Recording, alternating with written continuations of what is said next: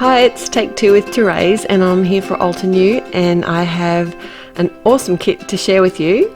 It's called the Beloved Memories Creative Kit, and Altenew do these inspiration kits and there's always so much in them to inspire, and this is a really pretty one. The stamp and die set that comes in the kit is called Cherished Memories. Has the Feeling Dotty stencil, which is a real cutie as well, and the You Are Loved die, which is like a one-piece large die, which is a real statement on a card or even on a scrapbook page. And I just was going to show you, I actually add some adhesive magnetic sheet to the back of my packaging, and that's how I store my dies. And did you see that last piece? It was a Creative Edges die, which is called, which is the lace one. Really pretty set. So I thought I'd make two cards to share with you today along the same theme, but very different. Starting with some pale greys cardstock, and I've got the Altenew embossing paste, and I didn't want this to look perfect, so I've kind of splotched it on, and then I'm using the stencil pal just to even it out so it's nice and flat on top. And now I can set that aside to dry while I colour my images. I've stamped all of my images twice, but I'm just going to show you the colouring of one of the flowers and leaves because it's all pretty much the same. I'm using my artist markers today, and I haven't used orange in a while. I might be lying there, but I haven't. I don't think I've used orange in a while.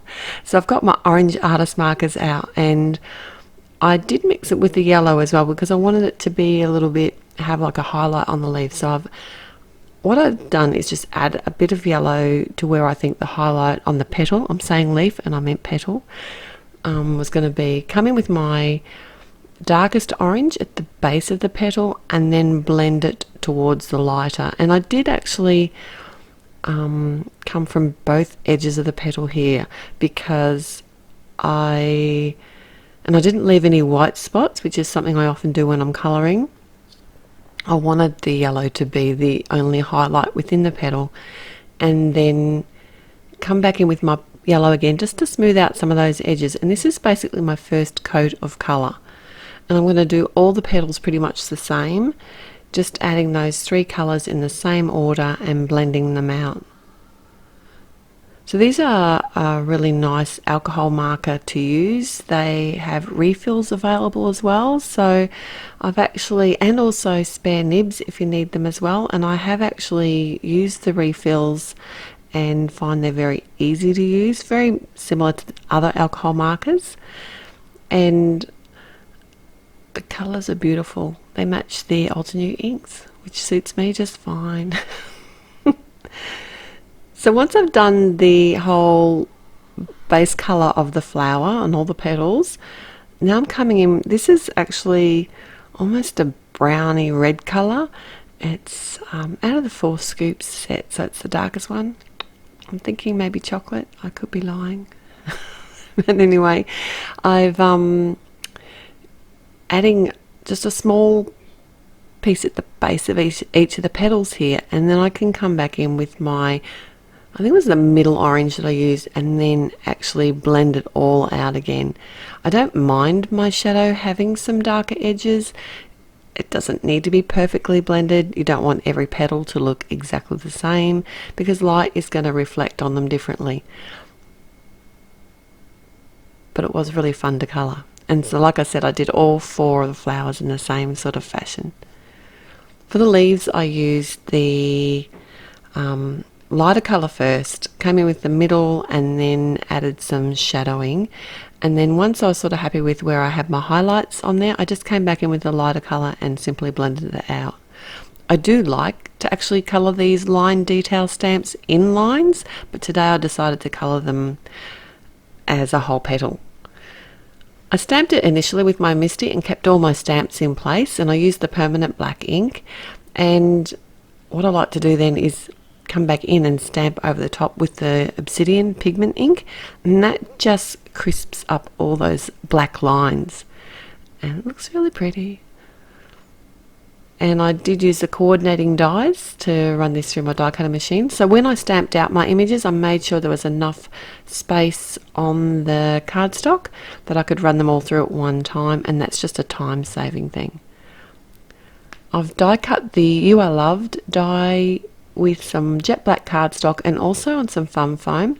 Left the die cut in place within the fun foam, added some liquid matte medium, and then adhered the two together. Once it's nearly dry, pretty much dry, don't leave it for too long. I poke out all the middle bits of my die cut first, and then I can just weed it all out of the actual foam. And I keep those foam bits because I use them behind my card panels. I don't throw them away. I'm too tight for that. So my dotty panel's all dry now, and I've cut that on an angle. I just eyeballed it. I'm stamping a couple of the images in the background on the front of the cardstock, on the front of the card itself. It's a top fold card, and I'm using the obsidian ink. I created a simple mask just with some copy paper, just to protect the flower as I stamp the leaf. And then, like I said, I used my scraps behind my popped up panels and added that with some Be Creative tape to make sure it's got a nice strong hold. I've used some liquid glue and also some little foam squares behind this You Are Loved die, because the section of the word You is going to actually be above where I've got the fun foam on my grey panel with the dots, so I did need to pop that up a little bit higher. And then to work out where I want my leaves, I used the Altenew tape runner, glue tape it's called, and I can actually just add some adhesive behind my flowers and sort of position my leaves where I'm happy. It's a really forgiving tape, but once it's been on for a little while, it has a really strong hold, so it's a great tape to use. I've also used some foam, adhesive foam behind my flower. I'm going to pop that up on the top of the card there, and I just thought it needed a little something else, so I've got some of the enamel dots from Altenew. They've got a few different colours, so I grabbed some of the black ones and also one of the grey ones. They're from the Greenfield set and also from the Rock collection. Once I have my enamel dots in place, I do like to add a bit of matte medium behind them. And the great thing about matte medium, if it squishes out the side, you can scrape it away. So I'm going to be using some of the flowers now on my second card. I'm also going to be using the lace die, the Creative Edges die. And I thought it'd be easier because I do want to pop this up as well. I don't know what I was thinking. It seemed like a good idea at the time. But I thought it'd be easier to push out all those tiny little pieces from the fun foam before I attach my jet black die cut over top. So I've actually grabbed a different liquid glue here because the other one was clogging, but any of these liquid glues will hold really strongly with the fun foam and the cardstock.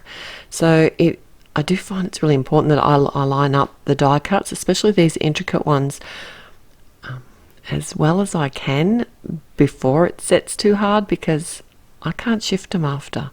And then if they're not on right, it really annoys me, and I've got to try and cut the edges off, and they're not as neat then as they are with a die cut. So I won't make you sit through this either, but I did have to poke out the other portions of this. I don't know what I was thinking. I should have just adhered it directly on the card front. It would have been much easier. It's just not the look I was going for. Alright, so I've grabbed one of the sentiments out of the set and I'm stamping it with some obsidian pigment ink directly onto the card front, and I'm adding some of the glue tape behind the flowers and leaves and just sort of moving them about till I'm really happy about the placement on the card. Like I was saying, it's a really forgiving glue until it dries and then it dries really hard, so it doesn't tend to leave any residue behind on the cardstock either. But if you did have a problem with that, you can always use one of those gum erasers. They work really well for that. But I like being able to shift my flowers and leaves around until I'm happy with the way they're sitting, and I'll often come back and do it again. So I've added some Be Creative tape to the back of the lace border, and using my grid lines here to line it up and adhering it directly onto the left side of the top fold card, and then I can just use some long straight scissors to cut the excess portions away.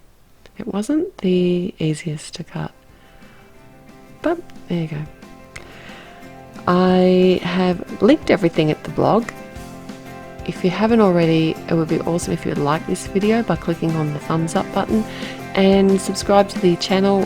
Altenew always has heaps of inspiration here. Don't forget to head over to the blog through the link below. Till next time, bye.